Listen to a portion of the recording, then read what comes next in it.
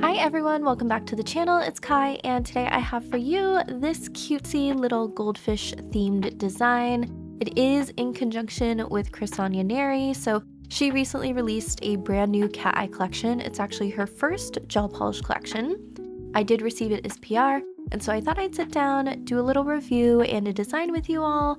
I hope you like it. It's a little bit different than my usual style, but I will take you step by step through the whole process. So if that sounds good to you, please consider subscribing, but let's start by looking at the collection.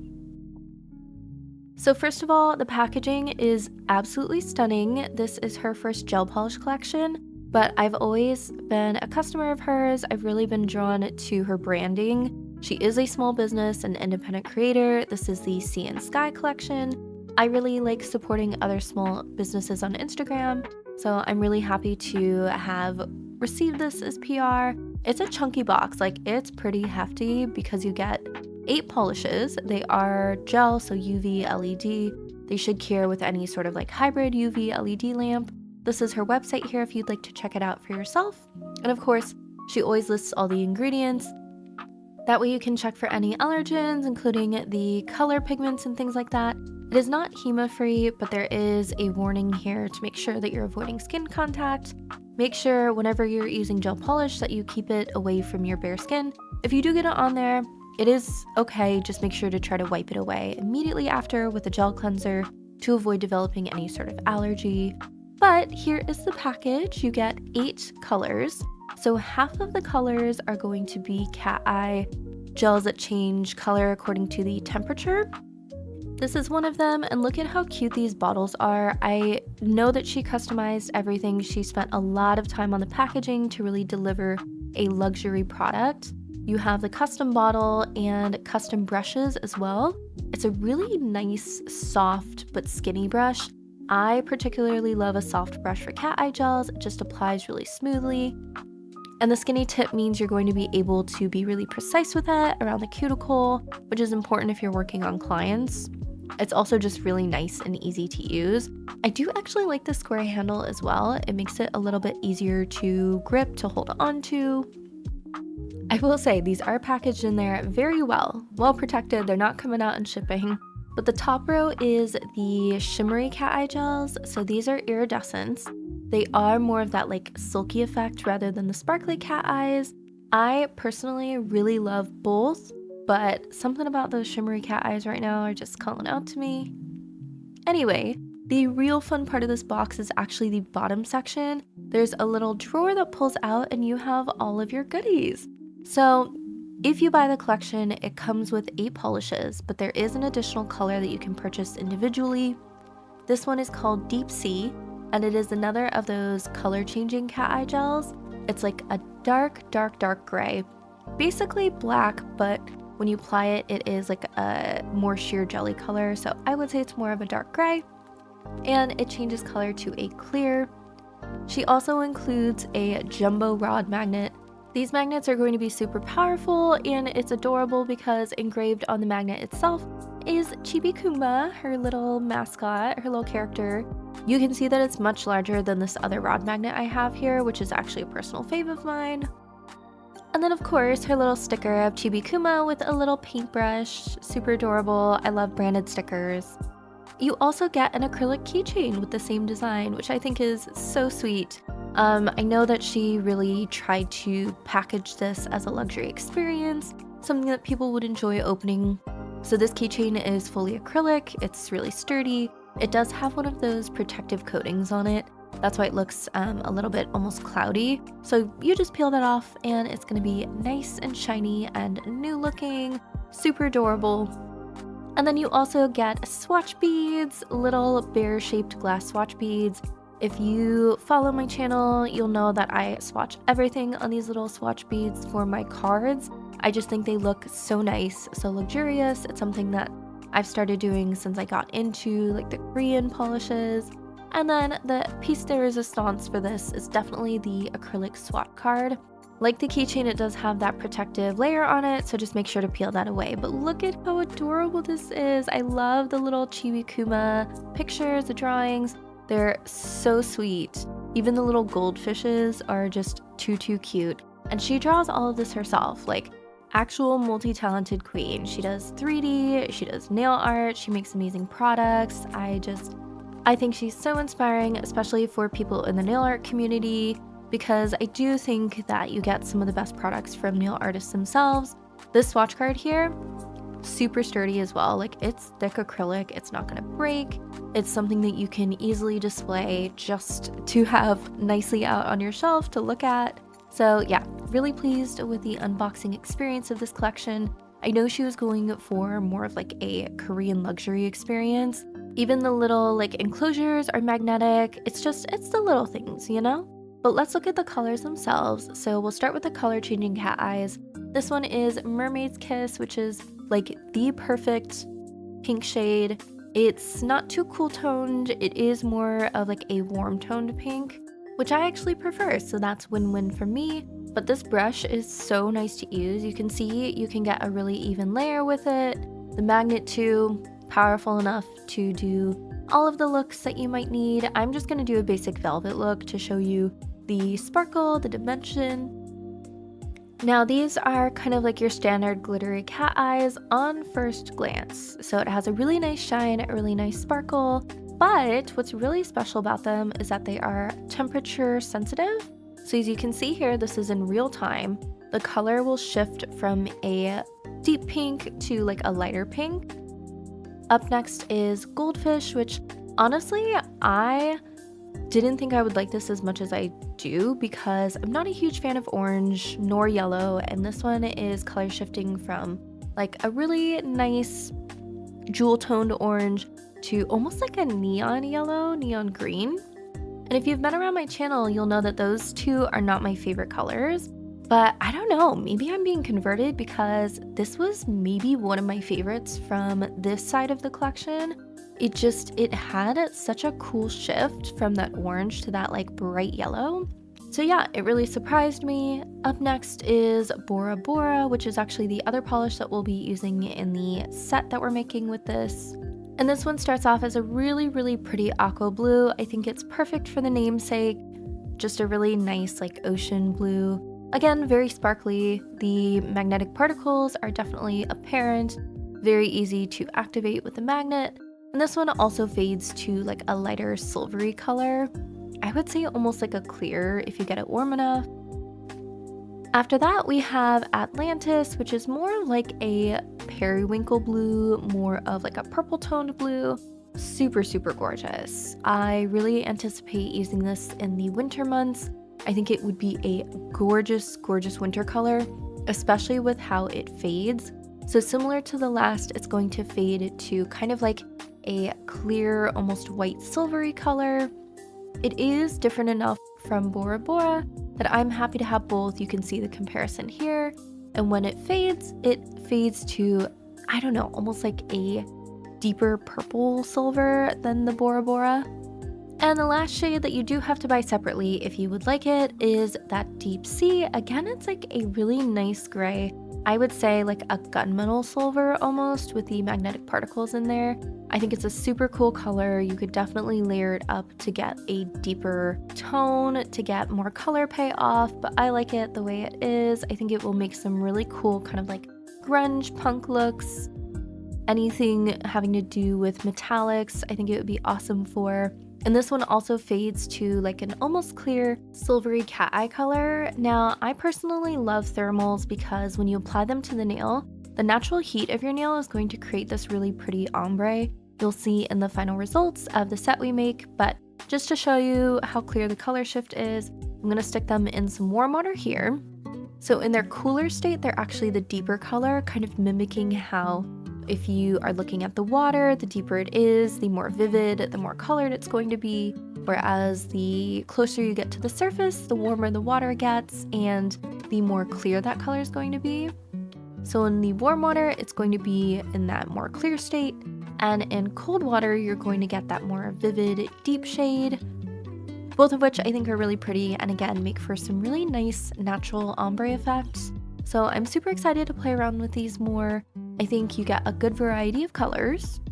Now for the sky portion of this collection, you get some iridescent cat eye gels. These ones are not the glittery type, but the more shimmery, kind of like smooth cat eye effect, which I have an affinity for that right now. I don't know what it is. I'm just really loving that like glowy look, and the particles in here are really, really small. So much to the point that I didn't even realize these were magnetic gels until I actually like read the bottles and the packaging.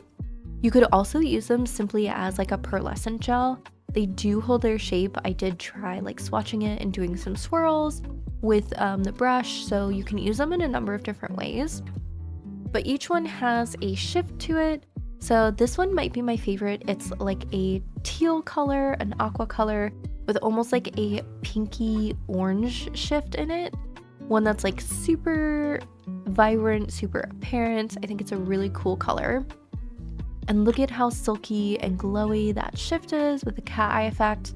I know I use the sparkly ones in this video, but these ones are equally as stunning, and I'm really getting like magical fairy vibes from them. This purple is gorgeous. It is like a iridescent purple, almost like a violet shift, and then the cat eye is actually a silver, so you get kind of like this silver glow to it. I'm really excited to play around with these as well. Since I've been on my trip, I have so many products that I am just dying to use. I swear there's not enough time in the day. Speaking of time in the day, this video I know is late, so I do apologize.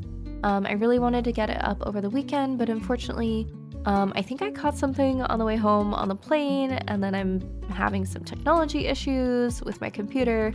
I have to do a full reset, unfortunately, but I'm happy that it's out now. This color here, gorgeous. I love that like Cinderella blue with the purple shift. It is so pretty. Even prettier when you activate it. Just look at that shine and then that purple glow underneath. This one is definitely tied for my favorite with that kind of like teal pink shifting color. Now, if you're not interested in the full collection or you can't get it right now, she does sell individuals. So if you see one of these that you really like, you can just buy the individuals, and I do have a code. It is Get Pressed if you would like to support me and save yourself 10%. But let's look at the other supplies that I'll be using for this design. So for the design itself, I really was drawn to Bora Bora, and again that goldfish color, which was a surprise to me. For sort of like a base color, I'm using the Divox Summer Set number 45. It's just an aqua blue syrup that I thought would pair well with Bora Bora. I'm also using Divox Milkus, a just plain milky white, but it is one of my favorites. I think it's slightly more pigmented than some of the others. And then for a base coat, just to prep my nail tips, I'm using the Yoga Mayo Long Base. And then for the top coat, I'll be using the Yoga Mayo Glass Base. This is one of my favorites in terms of like thin top coats, and for this design, you will want a thin consistency top coat. In addition, you will also need a matte top coat, so I'm using the Divox Zero Matte. I like this one because it is quite thin, so you don't add a lot of bulk to your nail design. Speaking of top coats, you will need a thick non-wipe top coat. You can use a builder gel that's not non-wipe. I just find it adds extra steps, so I'm gonna go with my Crazy Top Thick, my Ride or Die. And then you'll also need some sort of clear clay. So this is Crisania's clear clay that she has on her website. Any sort of like clear, thick textured sculpting clay will work. And then for tools, you'll want a dotting tool.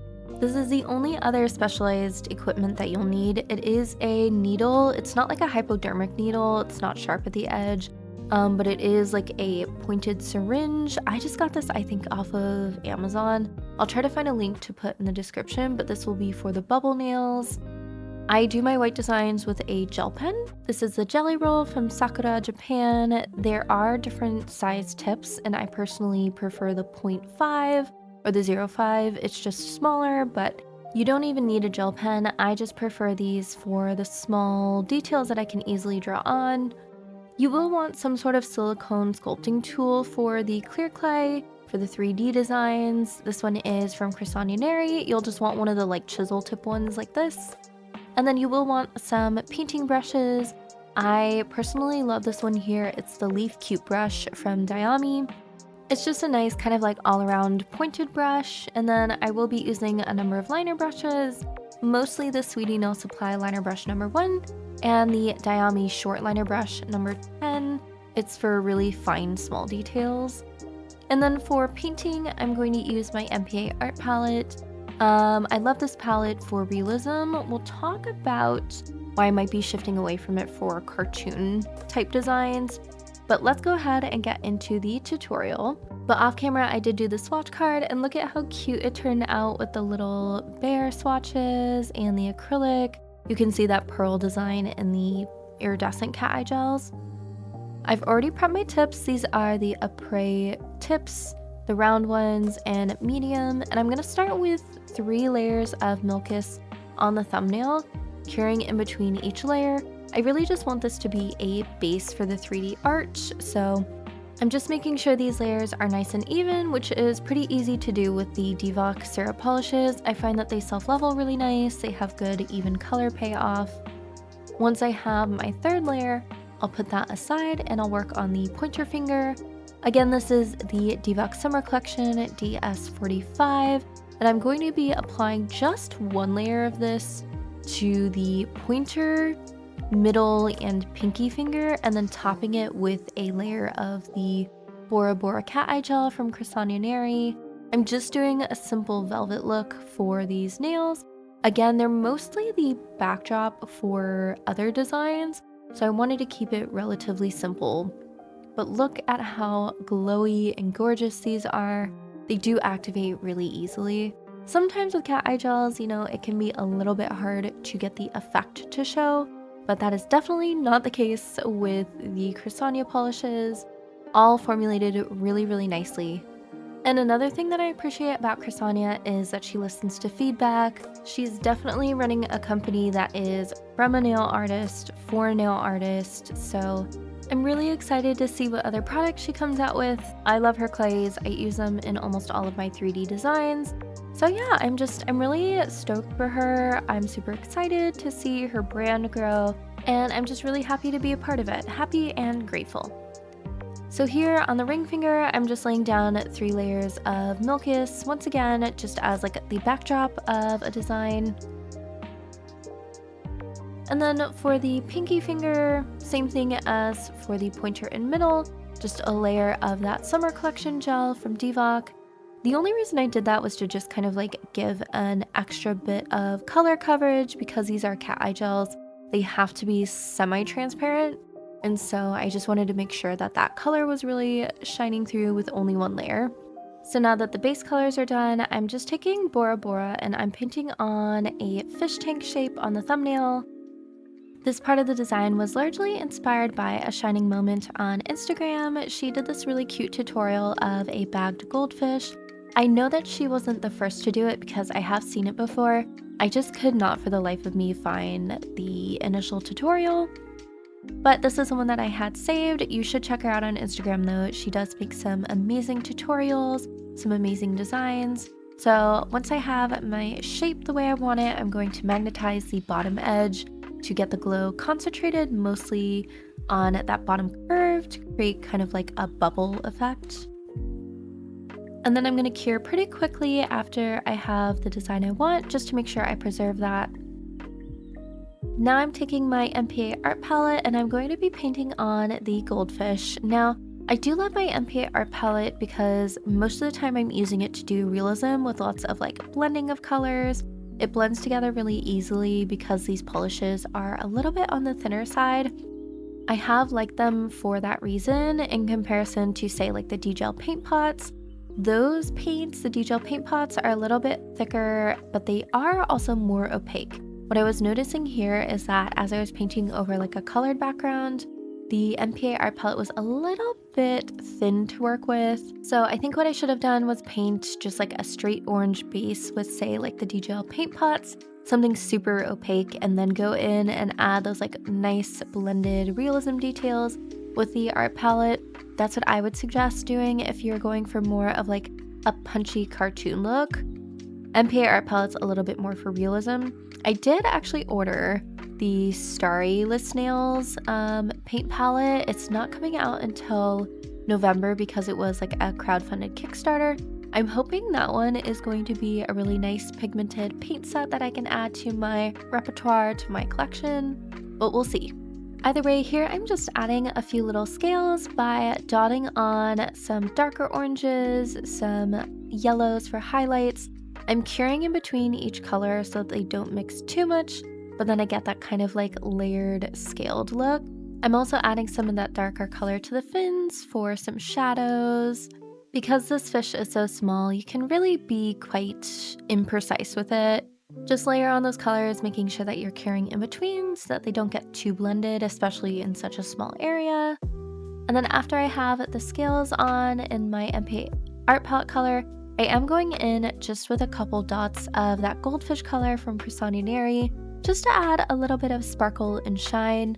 I didn't want all of the scales to be sparkly, otherwise I think you kind of lose the scaled effect. So I just did little areas, and then I'm going to take the bright orange color and give this goldfish a little bubble eye. I am by no means a goldfish expert, but I think these ones are called either Ranchu or Raichu goldfish, the ones that have like the puffy eyes. They're really derpy looking. It's kind of what I was going for here. So I'm just taking a little dotting tool and giving him his eyeball. He looks kind of creepy at this stage, but I cure it. And then I go in with a smaller dotting tool and some white to add the highlights, and all of a sudden he's cute again. I don't know what it is about eye highlights, but they make things cute. I don't know, I think maybe it just adds a life back into the eyes. And now I'm taking that white painting gel on my Diami short liner, and I'm just adding a couple little bubble details. Then I'm giving the design a full cure and wiping off the tacky layer. Next, we'll be going in with the clear clay, so I really want to make sure that that surface is nice and clean. There's no extra inhibition layer to deal with. So I'm just digging out a little bit here on a spatula. In hindsight, I should have used more. This was definitely not enough for the whole design, but you live and you learn. It's okay though. The nice thing about this gel, even though it is clear, is you can actually add extra on top of what you've initially placed down, and it blends together quite well. You really don't want to manipulate it too much, otherwise you run the risk of adding bubbles. But if you're just like patting in an extra little bit on top of some that you've already placed, I find that it blends together with no sort of like visible mark or anything like that. It's quite seamless. Now this 3D clear clay, it's not going to cure rock solid, meaning it's still going to have a little bit of give to it, even though it is fully cured. So that's just something to note. It is not the kind that you can file. It is very much more for like rounded shapes, things like that. So once I'm happy with the bag shape, the rounded part, I'm adding the handle here, the twist top. Now I just took a little like teardrop shape and I placed it inverted on top of the bag, and I'm just kind of like flattening the connection point. Then I'm going to go in with this smaller sculpting tool from Cris. You do really want something that's smaller so that you can get those fine details. I'm just adding little lines, little wrinkles in between the connection point of the bag and the top, so it looks like it's been gathered, like it's been bunched together. This clay, though it does self-level ever so slightly, it also holds those ripples, those shapes pretty well. So it gave me time to kind of like bunch together the edges and really make sure this looked realistic.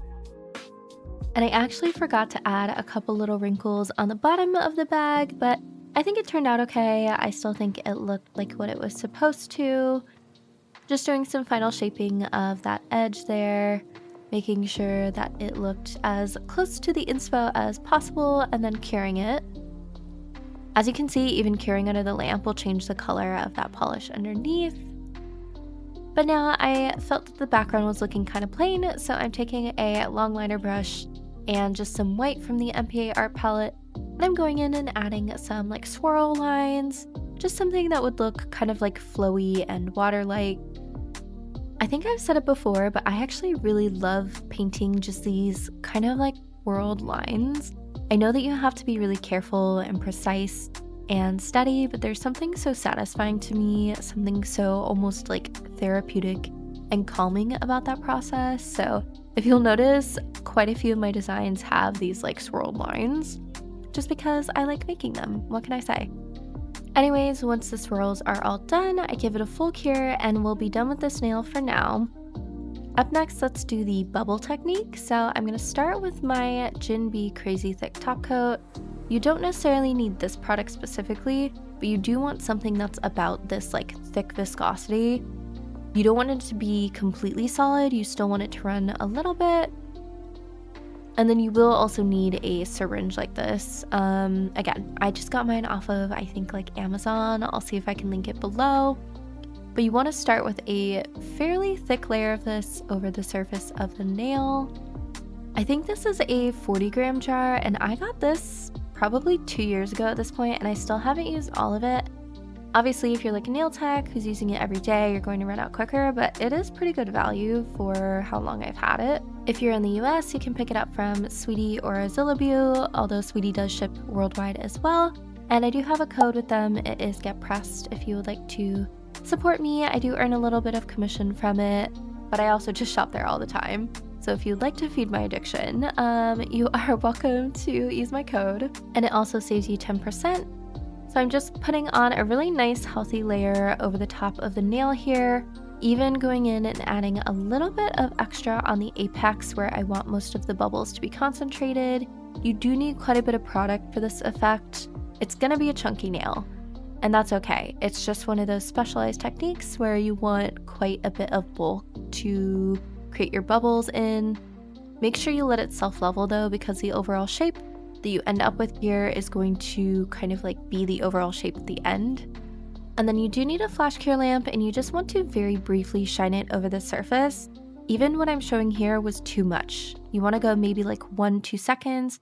As you can see here, it was already cured too far through. The surface was too solid to get the needle into. So I actually had to start over, and then this time I'm being so conservative with the light. I really just went over it in a couple passes. That was it. That was real time, maybe like a second, and you can see that the surface is cured, but underneath is still quite jelly, still quite liquid. So I take a sharp object, I poke a hole in the surface, and then I take my needle. I slowly put it in through that hole, and then I'm very carefully adding some air to the nail. Since the surface is cured, it'll hold those bubbles. You will get some spillage of the extra gel as the air inside displaces it, but that's fine, you can just wipe it away. That's partly why I like using the non-wipe, is I just find it a little bit easier to get a clean surface at the end. It's a little bit less sticky than like a builder gel or something like that. So I'm just taking my brush and wiping away the excess. And then from this point, you can kind of manipulate the bubbles to where you want them to be, let them settle, cure everything, and then give it one last filing for shape. And here's what our final outcome looks like. I do think it is quite a finicky technique, but it can be really fun if you want to try it. Now for the middle finger, I wanted to do like a little goldfish face peeking up out of the water. I'll be honest, I don't love this nail. I don't know that I really nailed the cuteness that I was going for, but I'm really trying to get to a place in my art where I'm not redoing things too many times. This is actually my second go of this nail because initially I thought that maybe I would sculpt the fish 3D first, the little face, and then paint over it. Didn't like how that looked, so here I'm doing the opposite. I'm going to paint the face on the nail and then go over it with the Gin Bee Crazy Top Thick to add the like 3D element, the 3D volume. So yeah, since this was the second time trying to do this little design here, I decided to just roll with it. I really want to start doing that more because if I get too hung up on one design, it ends up taking me forever to do a set of nails, and there's so much that I want to do that I can't get hung up on one look. And I know that everything is a learning experience. Even if it doesn't turn out perfectly, I can carry those things that I learned from those mistakes with me into the next set. And I think he's cute. I don't know. He wasn't exactly as cute as I had wanted. He almost looks like, I don't remember the name, but it's the little creature from Treasure Planet, if you've ever seen that movie. It's a little like sidekick creature that can shapeshift. If you know what I'm talking about, leave a comment down below. But he's cute, but he's like ugly cute, like a Labubu, which is not what I was going for. I was going for cute, but that's okay. So yeah, I paint down the general shapes, I add the scales. Now I'm going in with the dotting tool to create the eyes, looking very soulless at this point until I add the little highlights. Then that brings back that cuteness factor. I think maybe if I'd done smaller eyes, it might help with the cuteness, but I don't know. Anyway, I paint on a teeny tiny little smile, and he is good to go, at least for now. I'm going to fully cure him and then take my jelly roll and just add a couple little small bubbles. When it comes to really simple, like cutesy white designs like this, I love my white jelly pen for it, just because it's more easy to manage drawing this way, I personally find, than with a paintbrush. Like, you'll notice that I painted the bubbles on the thumbnail with a brush, and they just weren't quite as clean looking because I was dealing with a brush tip rather than an actual drawing implement. So yeah, highly recommend getting a white gel pen. And then we'll put that nail aside for now and move on to the ring finger. So on top of the white, I'm going to be painting on some scales of different colors. I had this idea of doing fish scales and making them sort of like layered and 3D looking. I haven't tried this technique before, so it was a learning experience for me, but I start by painting on the scales. You can be a little bit messy with these. I was really trying to be very precise and clean at first, and then I realized I could just clean up any areas that overlapped with a brush. So I started worrying more about getting the color down and even, and then I took a little brush with alcohol just to clean up any overlapping areas. And the scales came out pretty well. I think they look pretty nice. By the way, I am curing in between each scale. That way I can go in and clean up any overlaps with a brush wet, just like with a little bit of isopropyl alcohol. So make sure that you cure in between each scale once you're happy with it. And then I fully cured everything and moved on to adding some of the cat eye gel. So this is Goldfish again, and I'm completely covering 2 of the scales with this. And then I'm kind of like outlining the other scales and creating an ombre with this, just so they would all have a little bit of reflectiveness, like real scales. In my head, I was thinking of those like fish books that I used to read as a child. I don't remember what it was called. Something about rainbow scales, and it was like a blue fish. But that's kind of like the image I had in my head. Once I magnetized everything, I gave it a full cure. And now I'm going back in with that clear 3D clay, and I'm just gonna take out quite a bit because I will be rolling this out into a log shape and then dividing it into somewhat equal sections. I counted out my scales and I divided it into the right number of sections for the number of scales I had, because each piece is going to be separately molded onto each scale.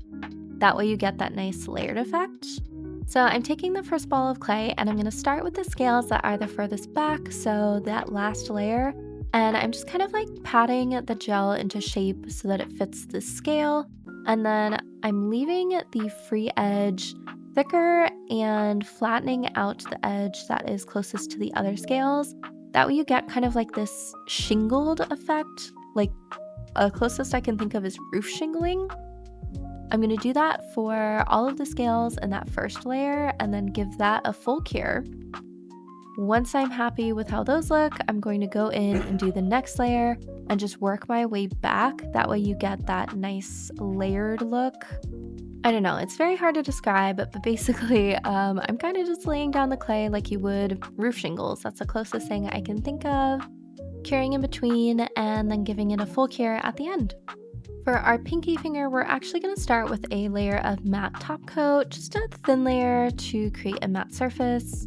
We're doing a variation of the glass nail. This is something I experimented with on a set of nails that I made for my recent vacation. I did not film it though, unfortunately, so I thought it'd be a good chance to show off the technique here. But I'm starting by drawing on just some little bubbles. You could put any pattern, you just want something that's going to be small and spaced out. In this case, I added the bubbles with the Jelly Roll pen, and now I'm just going over and adding kind of like a 3D effect over the bubbles. In hindsight, I think I probably would have left them flat. I don't think they needed the 3D. Anyway, I'm going in with a liner brush, and I'm using that Gen B Crazy Top to add the glass nail lines, but I am skipping areas where those bubbles are. So you get like this cool glass nail effect, but it's divided by that pattern. I don't know, I just think it adds a lot of fun texture. I like the way it looks. And I think you could do this with any number of designs, any number of like color combos. I did it with a pink cat eye and then some little pink flowers, some falling petals that I thought looked really cute. So yeah, I like this technique. I'm definitely probably not the first person to come up with it, but it is something that I just kind of like thought of out of my head, and I think it's cute. But that nail is completely finished. The rest need a top coat, so I'm going in with my Mayo glass top. I'm just giving them a nice even top coat.